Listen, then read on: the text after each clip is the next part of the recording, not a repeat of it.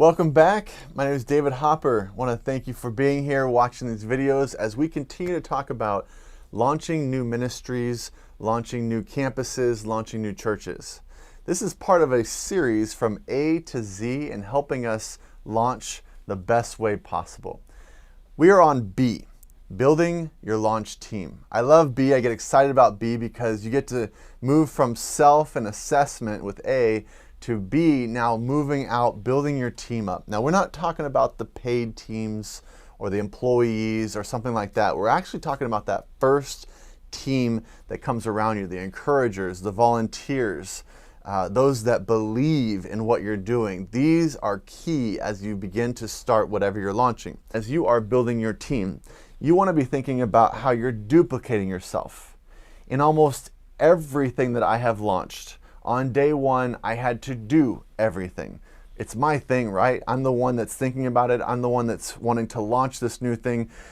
Should I really expect a bunch of people right away to jump on and help me accomplish it? No, it's going to be all on you.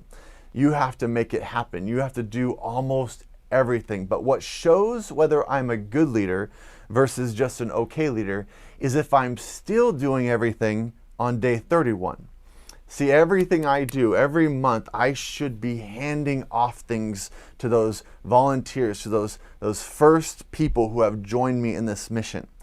Somehow I am training the next person in each thing that I'm doing.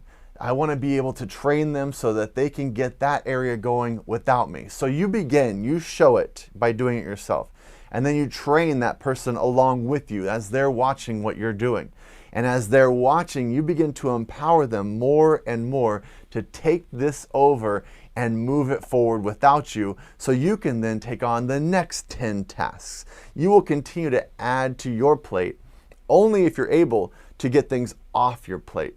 First, start with that loyal and reliable group of people that you can count on showing up at the first events you launch.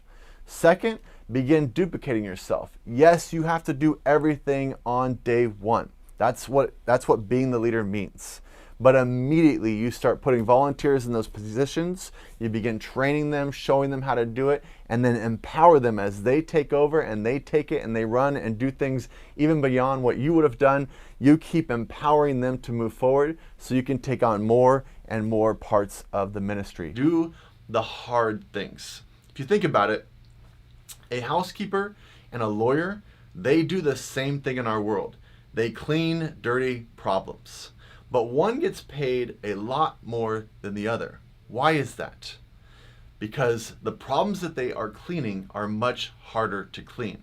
See, if you're always doing things that someone else can do, you keep holding on to all those things that you first launched. You keep trying to do things yourself and your way, then you never move to those hard things that you really get paid to do. The things that are going to get you much further in this life and the things that are going to launch your ministry to much higher heights. You want to think about those hard problems that you need to be spending your time with and let go of the smaller things that you can continue to get volunteers trained up and ready and empowered to launch. The goal here is to launch great things.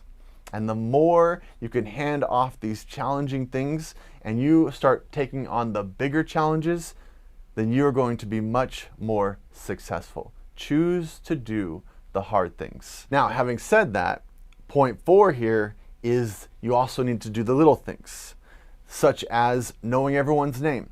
Now, I would say even a moron knows that first tight group of leaders that join them, but do you also know their wife's name, their husband's name, their kids' names?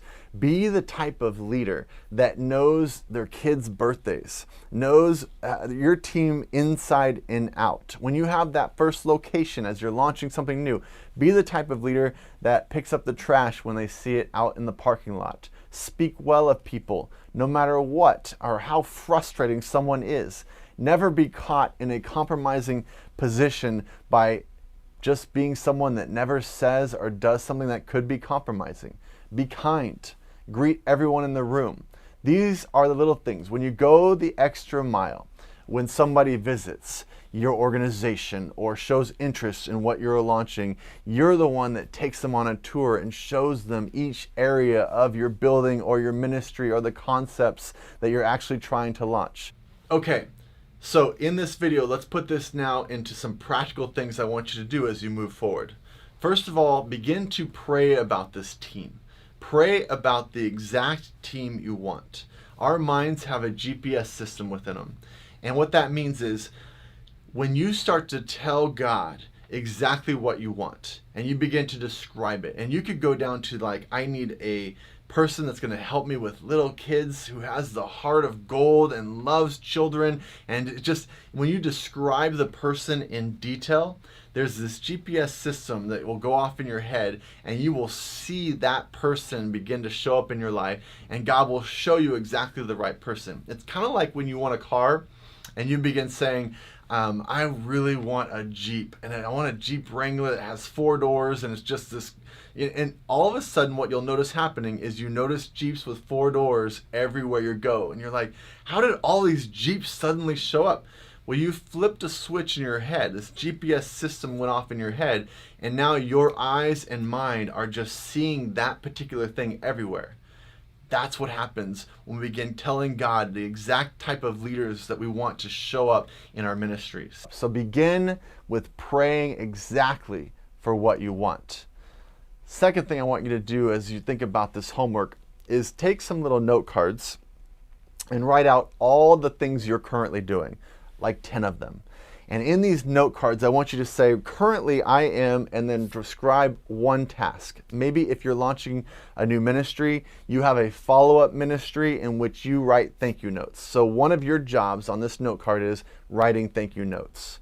Make 10 of those of all the jobs you're currently doing and hold those with you wherever you go. And when you come across someone that you think could be a great volunteer to take that one thing off of your shoulders, you can then tell them about this one job that you really need help with. And when you have it written down, you can describe it. People jump on stuff like that. When you have a job description, if it's only 3 lines, people will jump on that and go, I can do that. And there you go. You're taking things off your shoulders so you can begin doing the hard things, the little things, and everything else we talked about.